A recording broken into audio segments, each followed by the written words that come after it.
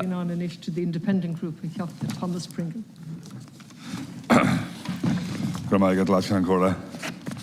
Taoiseach, according to a national survey by the Real Estate Alliance, average house prices across the country are now rising by almost €100 a day.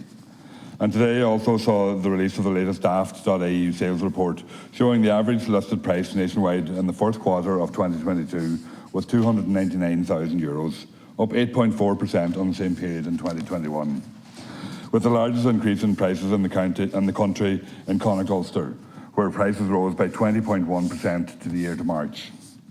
This is indicative of the systematic failure of the housing policies being pursued by your minister and the government you lead.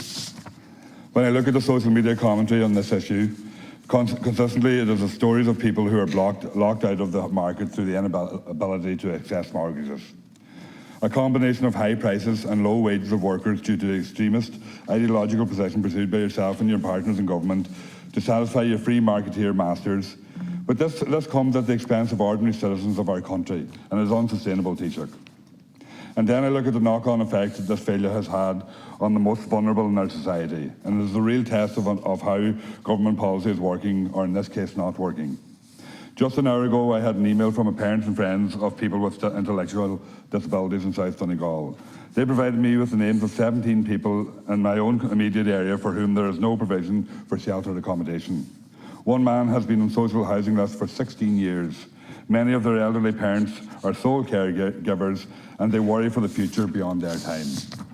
Can you imagine the stress this puts on these parents' lives? The anxiety every day of wondering who will care for your loved one when you are gone.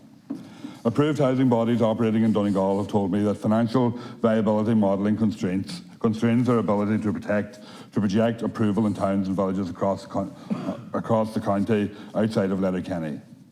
The housing need is there, but they're not being allowed to meet it. This is compounded by HAP rates that have been stagnant for 6 years in the face of a 20% rent increases in Donegal over the same period.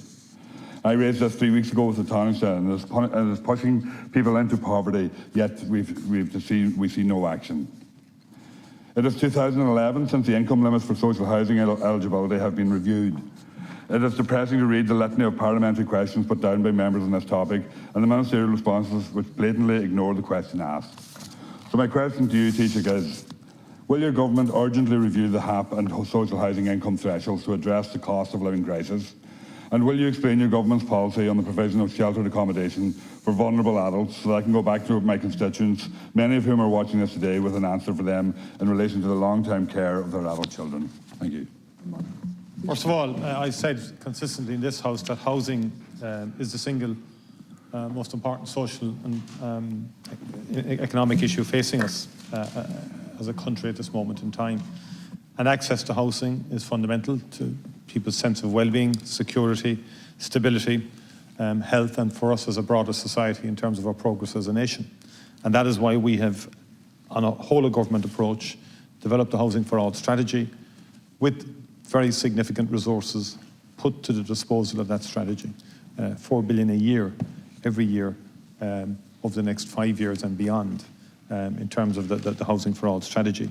And I'm in no doubt as to the scale of the challenge and the need to, at a minimum now, it seems to me, to get to 34,000 houses per annum built in this country. And it will take a variety of forms, from social housing to private housing, to affordable housing, to cost rental, to the HAP initiative. We want to create more, we're building more social houses now and reducing over time dependency on HAP, but for the time being, given the scale of the HAP provision over the last decade, it will be necessary to enable people to access social housing itself.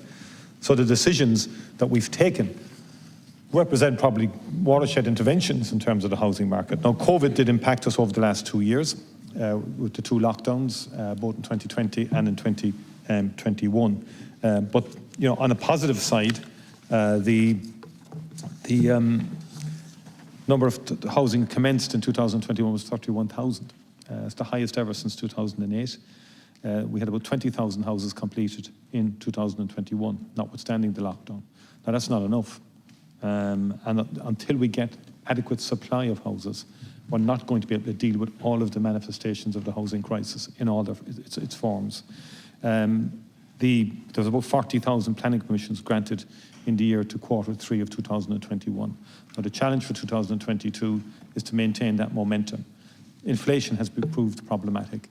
The massive increase, as we discussed earlier, in terms of cost of living, the cost of materials, construction materials, is now impacting in terms of the pricing around house construction and the pricing of housing more generally. In relation to approved social housing bodies, if you can send a detail of what you're saying to me, because we have the capital. We are supporting many approved social housing bodies in respect of the provision of social housing. Now, I'm not au fait with the specifics of the sheltered housing programme that you're referring to in Donegal, but the funding is there for those approved social housing bodies to get projects complete. Our approach is a constructive, proactive one, operating with approved social housing bodies to get as many projects as we can started and completed. That is our objective. We don't want to frustrate people. We don't want any barriers to frustrate organisations and approved social housing bodies in that regard. On the HAP scheme, there is flexibilities within HAP in terms of increase over and above the normal thresholds in given situations. Thank you. Dr. Pringle. That the housing issue is the single most important social issue of your time. That's true, it is. But I think your government has failed miserably, and it's continuing to fail miserably in solving it or dealing with it, because you focus entirely on the private housing market to solve this issue, and they will not do it. Unless you get into a public building programme, that's the only way that you're going to deal with this issue. And Taoiseach, a family of four earning €28,000 a year, just €28,000 a year, they can't get on the housing list in Donegal. And they will never, ever be able to buy a house in Donegal either, based on that income. And that's the reality of the situation. And that's what you're missing out on, everything that you're saying here in relation, and the facts that you're throwing out in relation to what's been done. These people are being left behind, and continuously being left behind, because you are not dealing with them. None of your housing policies will deal with those people, and they won't get on the housing list because they're not allowed onto the housing list. Your policies stop that.